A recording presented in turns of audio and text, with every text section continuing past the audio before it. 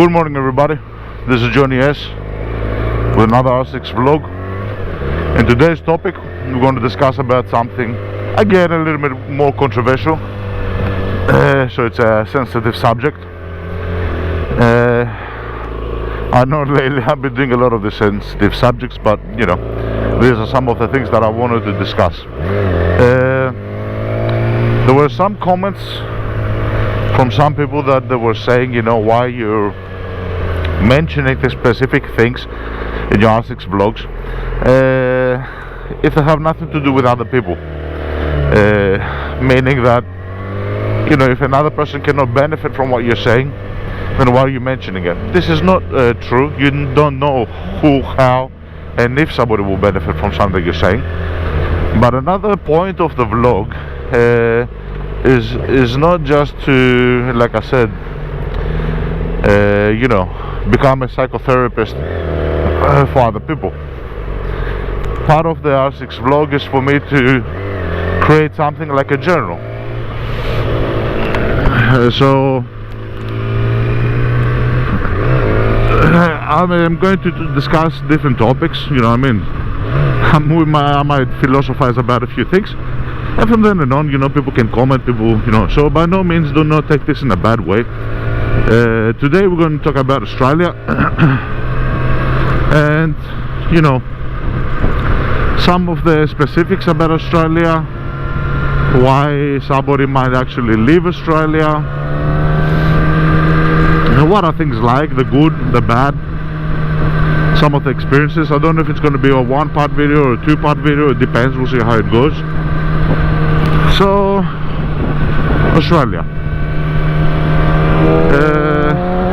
We'll begin with the people. So the people in Australia are a little bit different in comparison to other countries.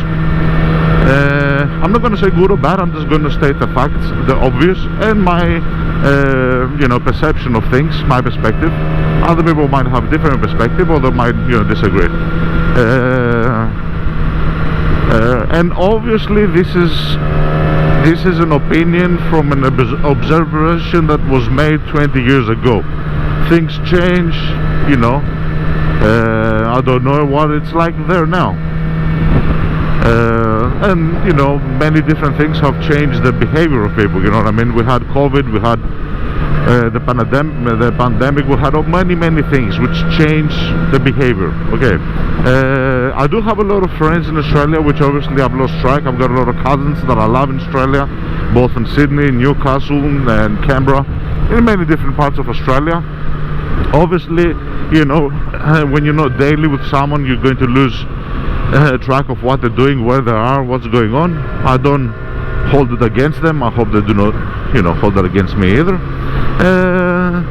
And now they have grown up, they have kids. In some of these cases, you know, like I might not even know their kids. So we have lost track for quite some time.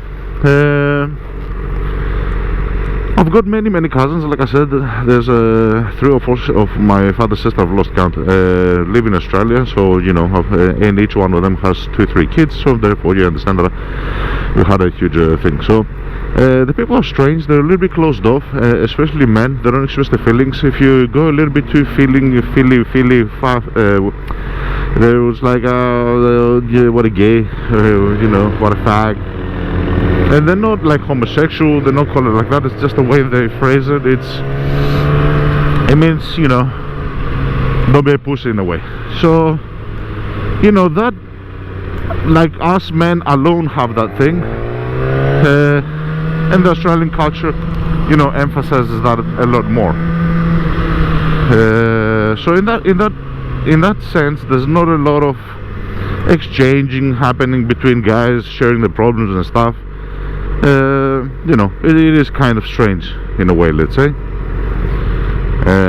Give me 1 second now.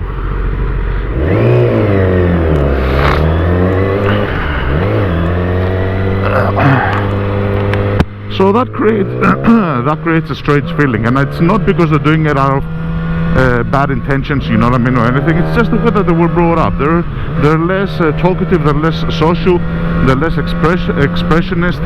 And that, you know, coming from someone that has been in Greece, kind of turned me off. Whenever I wanted to discuss the topic with the friends, like, dude, that's personal.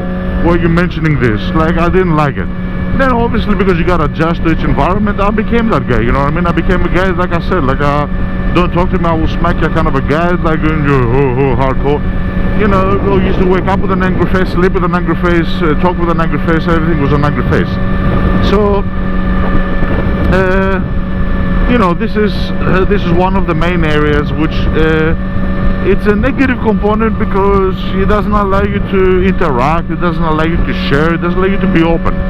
And we're going to compare this to Greece as well, as, you know, it's different. When I first came to Greece back, I didn't remember what it was like because I was born, but I left 11 years old, year 6. So therefore I did not have a full, you know, perfect picture and remembrance of what it was like.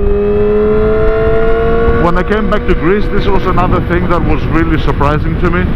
We used to go out for coffee and I asked my cousins, you know, look how much people are talking and everything. And not only that, but people were talking about common issues. In Australia, even when you went to the tub, when you went to the pub, you went to the, whatever, you will note people were more quiet, to themselves. Little groups by groups by groups. I don't know if this is intentionally done or if it's the country, the upbringing, whatever, but that's the way it is. In Greece it's much more open, people are more loud. You can hear when you go to a coffee, the table next to you, the table across the way to you. Let's say there was a soccer game. You know, you hear common themes, and this was surprising to me. And the common themes can be political. There's no taboo in Greece as much as in Australia. You know, I mean, Australia they're more like closed off. You might hear personal things. You might hear somebody got killed. Everybody will talk about it. That gives you a feeling of an open community, of sharing, of that you're alive, that you're together with someone. If everybody's closed onto themselves like in Australia, it does not give you that feeling. So that's one of the things that, you know, in Australia it's a little bit, you know, not good, let's say. Another thing that I mentioned previously is racism. And because a lot of people have commented and have said, you know, what do you mean racism? You're just a young kid because somebody called you a fat boy. No, I'm not talking about that. I'm talking about growing up and your neighbor is screaming on top of his lungs, get the fuck out of here, go back to your country, you bloody wog. Yeah, that's racism. That's fucking racism. Sorry about it. And Australians are fucking racist. And when I say Australians are fucking racist, because people will go like, be careful what you say, and no. Australians, the way I lived them 20 years ago, and the people that I exchanged with, 80% of them were fucking racist. Simply put, when you turn around, you go to somebody, go back to your country, you bloody wog, you're a racist. You're discriminating because of where they come from, where they originate. And that's another silly thing that has become a trend now, that you're white, you can't be racist. Yeah, what the hell are you talking about? I was considered white to them as well, but I was from another country, you know what I mean? So things change, and people should wake the fuck up a little bit, because, you know, that's bad. That's bad, because if 80% of the people continuously talk to you like that, on jobs, in your neighborhood, everywhere, you start getting a feeling that I don't belong here, that I'm an outsider. And that is one of the worst things that will always make you not be part of the community. Where, if you ask me personally, I loved Australia. I had Australian friends. I had Australian friends that commented on this type of things. You know what I mean? I had a classmate in year 7, year 8 that were good friends. His name was Brian, and he always used to, and my brother had one of his best friends was Australian. And he used to call me, don't worry about them, they're racist bastards. He said it like that. As simple as that. Which means that it's the upbringing. I had gone to Brian's house, I had talked with his parents, they were not racist. So it's not everybody. But there are many people that are racist. Unfortunately, I don't know why it's like that. Maybe they have gotten a lot of racism back, because a lot of people will say, you goddamn convicts, you came here in chains, and my parents came here in boats, you came in chains, something like that. So it's a never-ending cycle. One person becomes racist with another, and another guy goes person, oh, you bloody woke, you bloody this, you bloody. It's fucking stupid. It's fucking stupid. What are you talking about? First of all, woke. What's woke? The convict thing, like their grandparents. What the fuck are you talking about? Like some of the Australians are well educated, they're sophisticated, from a high status family. Who are you calling a convict, you fucking idiot? You know what I mean? I just hate racism, period. I got nothing against Australians. I told you, I've got a lot of friends which I love and they were Australian, and they were not racist.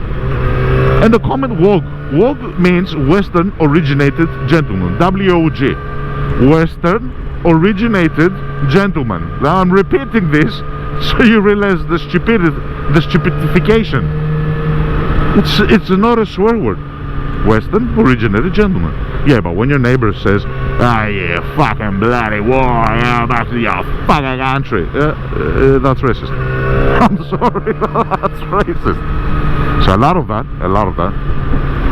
And because, if not 80%, I would say 70%, yeah, I don't want to put them in. Again, 20 years ago. That also caused a problem at jobs, in the work environment. Pay-wise, opportunity-wise, you were always, not in all cases, but in most cases, talked down upon. And teased and everything. So that's another thing. Another thing which is both good and bad in Australia, I'm not going to say negative or positive, I'm just going to say it's different. When you first go to Australia, everything is big. It's like a big country, big roads, 4 lanes. There's none of this little shit in Greece here where it's like half crooked roads with no walk paths and everything's like, no, it's big, it's huge. There's bigger cars. You see these cars like 5-liter cars. Here in Greece, maximum you see 2-liter car. After that, the government will literally rip you a new one. From taxes and from all the other, from all different things, you know what I mean? In Australia it's not like that. 5,000-liter cars is a common thing. My friend had a Holden Commodore, you know what I mean? An automatic 5,000-liter. People will hear this in Greece and say, what? Yeah, that's what the cars were like. So at the beginning, when you first look at that, you say, whoa, awesome, big cars, big this, big everything. Big houses, big shopping malls, big everything. That big becomes, after you live it for 1 year, 2 years, it becomes distance. So pay attention to what I'm saying. Big becomes distance. Distance becomes loneliness. Loneliness becomes closing off to myself. So my parents, to give an example, when we first got the house, we bought a house in Australia, mortgage. We didn't have the money, obviously. They said, look at this and look at that, look at that. And finally, this is a comment that I remember from my mother.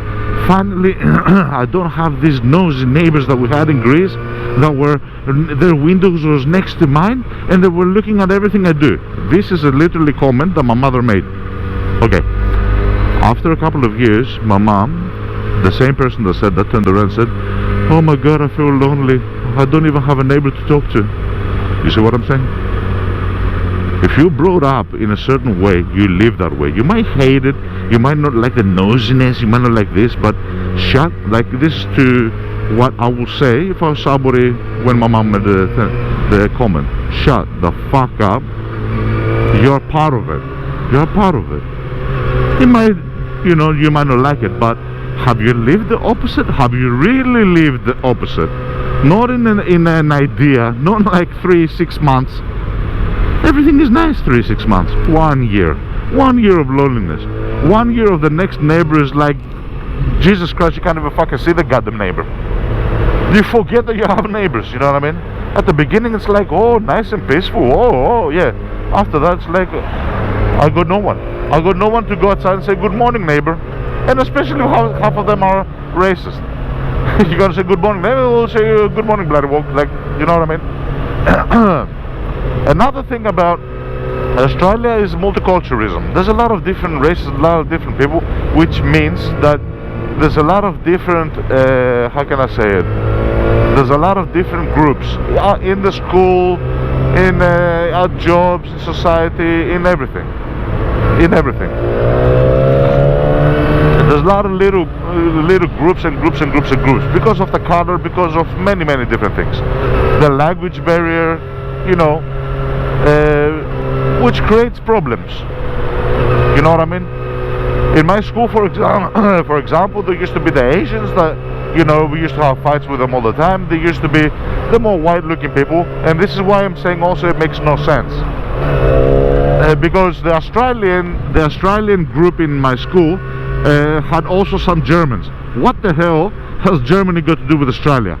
I'm sorry. What the freaking fuck does no? But they were blonde and they were whitish and they look like Australians. So therefore, that's it. They were together.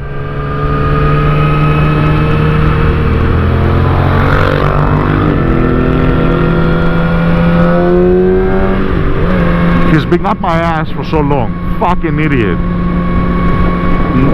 Now I can easily go next to him and throw the gas and give him a fucking heart attack. But anyway. So and in my group I had friends that were Turkish, I had friends that were Lebanese. I had one of my best friends was from Ghana, so he's African, black. Another thing now that I don't like is like you can't say nigger and you can't say this, you can't say that. I don't know if this video is even going to be allowed on YouTube because of the algorithm. That's how silly it has gotten. My friend, he used to call me nigger and I used to call him nigger.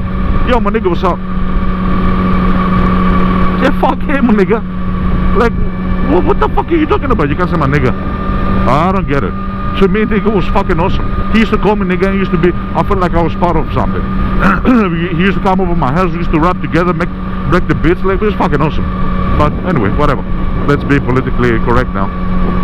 So nobody gets offended, for the love of fucking Christ. But anyway.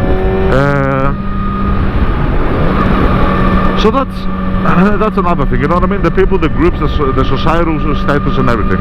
The distance is not just on the neighbors, it's on everything. The cars are huge, big, but the laws are so strict. Like a police officer wrote me down for going 5 kilometers over the speed limit on a downhill with my sick dad in the car as I was taking home to get medicine. And I was trying to explain to him, like, officer, I'm just down the road. It was down the hill. My dad is sick, but obviously it's just like in the things that you see on YouTube. You know what I mean? You talk too much, and back then it was worse. You talk too much, you might get a bullet. And I'm not saying this to put down, you know, Aussie officers, but sorry, but Aussie cops are like that.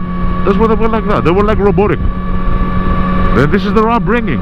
There's no passionate. There's no friendliness. There's no, in Greece, the laws might be more flexible. You might see people go spastically silly. I'm not saying that is also good. You have one extreme and then you have another extreme. Neither are good. But between the two, I choose Greece all the time. All the time. The deal is to fix this and go a little bit more, you know, human. But there, like here, sometimes the cop, another example in Greece, just to make comparisons. In Greece, I used to be with my wife. My little kid was back then like 1-2 years old.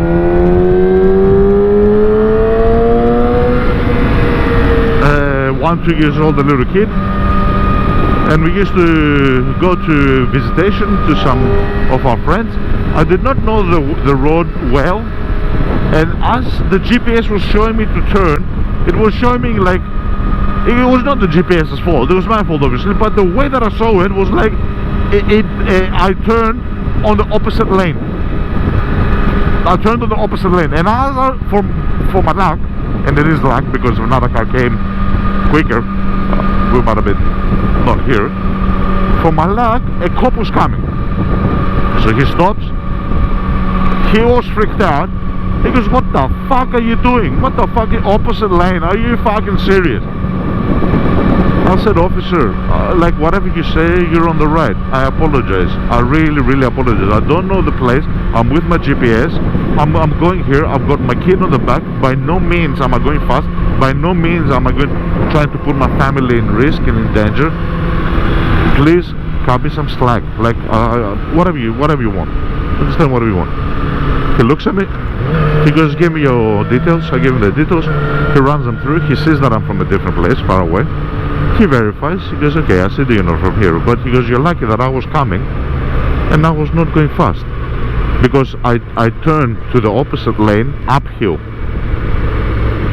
and it so happened that the cop was coming slowly.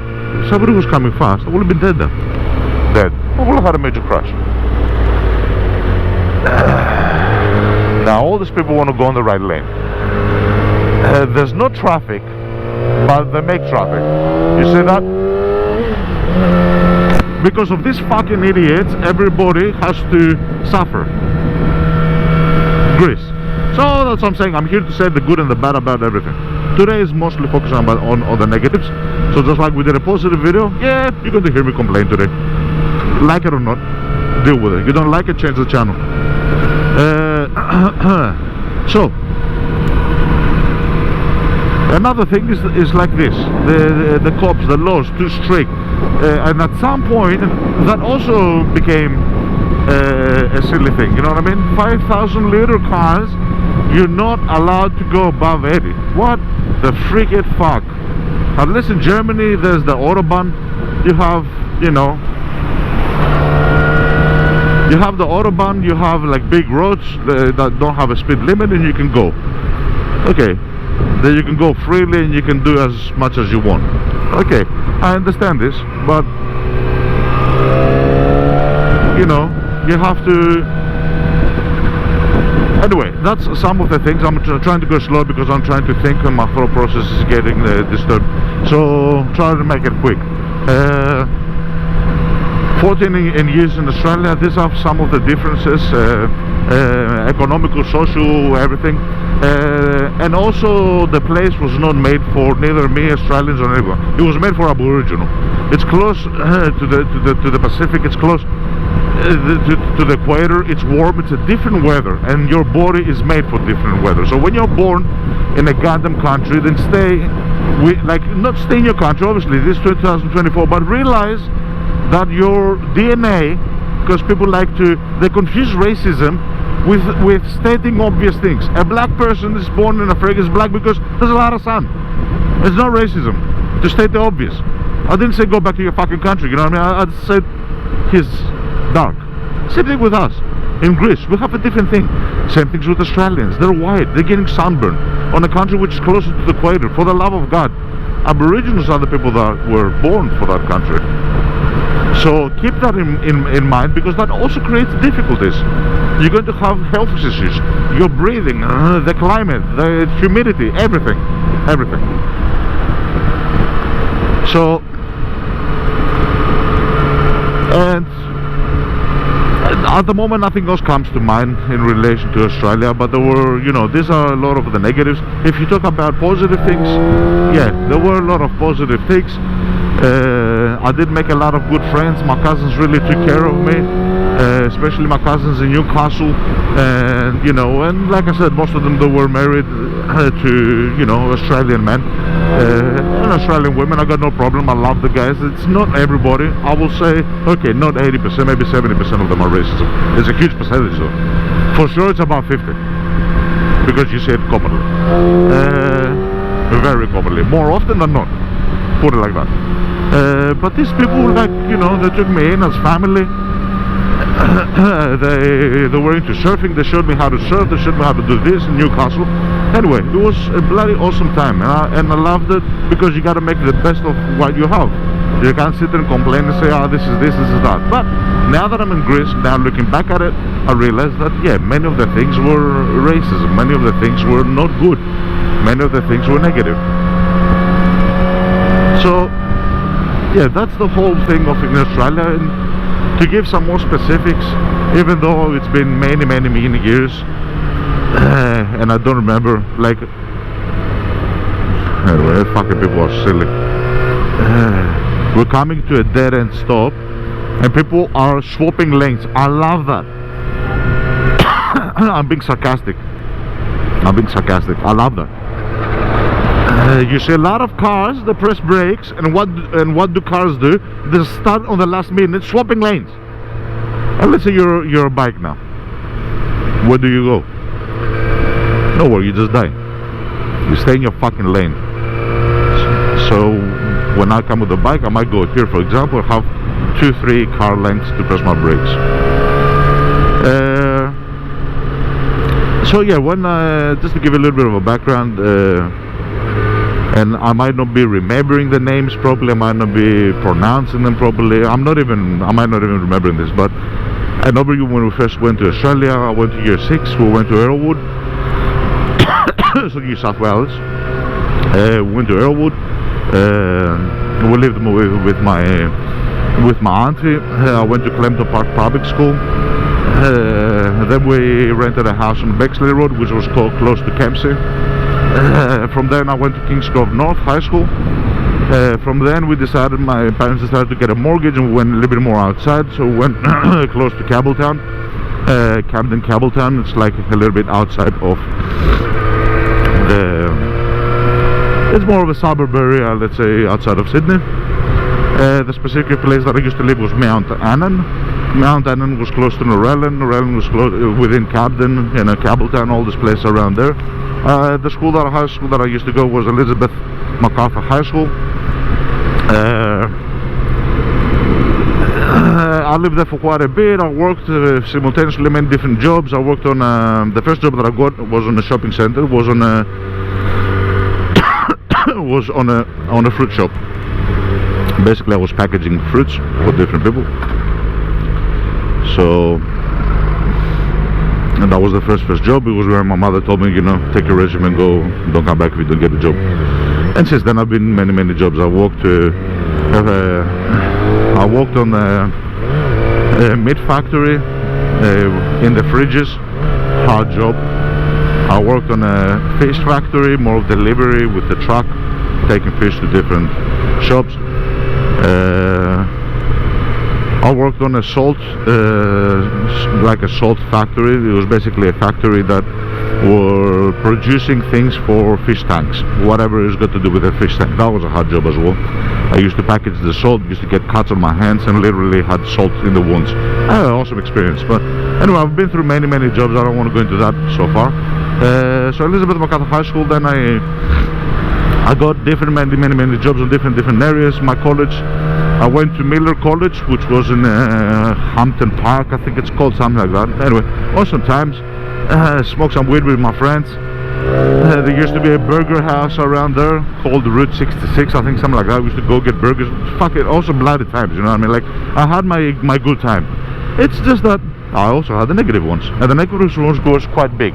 It's not this type of negative that something goes wrong in my day and it's bad, and then another day is good. The racism is something that is always there. So no matter how awesome your day is, if you're always going to have a racism thing, you're going to be like, something is not right. You know what I mean? So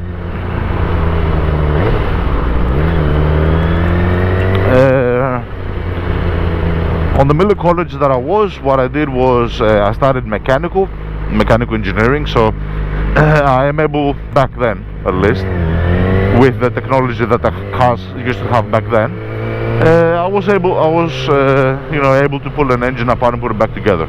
It was not really to my liking. I realized that I was more into the electronic sort of thing, but I nevertheless tried it. I went with my friends. I had a good company, like I said. We smoked weed every now and then, and ate burgers. So it's a good experience. Then I got some personal private tutoring in order to increase my grades. The minimum score required for you to go into electric engineering, because you need a huge level of mathematics, and I did not have this level of mathematics. And then I applied to different colleges. One of the colleges that I really loved and I wanted to get into it was Northern Sydney College and Ultimo, which was in Sydney. My favorite one was Ultimo, and that's where I went in. So Ultimo, TAFE, Technical and Further Education, Sydney Institute of Technology, Ultimo. It was on George Street. It was close to Central Station. This is where I used to go every day, and this is where I learned everything. My friend used to go to the Sydney University, which is a little bit more down the road. He used to live at Leichhardt, which is a little bit further down on the right hand side, sort of a thing. So we used to go out. The place that I used to hang out was, we used to hang around Darling Harbour. That's where we used to go. George Street, back then it had Hoyt Cinemas, it had Village, it had all the different cinemas. Time Zone, we used to play arcades and everything. This is where we had our fun.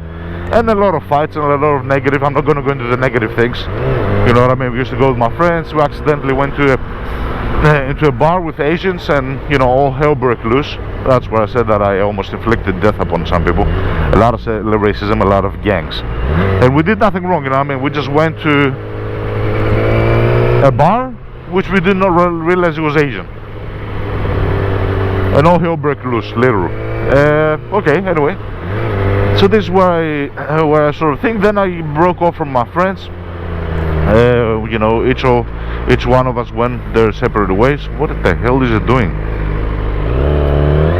And he wants to take the turn. For the love of God. So each one of us broke off, we went our separate ways, and then I started, you know, focusing more on jobs and work and whatnot. And one of the jobs that I had later, I mean, I had many jobs. One of the second last jobs was I worked on A&P Insurance, which was an insurance company, A&P. We used to be on Hyde Park. I don't remember St. George Station, I think. It was an awesome park. I remember that I used to go for sushi, and we used to go and we used to play and get, actually, let me put it forward. I think it was Hyde Park. Like I'm saying, I might be forgetting the names. Back then, it used to have a huge chest with big chest ponds, and I used to go there and play with friends and work colleagues. So that's where I used to work more. Let's say when I became older. Let me just push the back a bit, and we'll sit here for a little bit.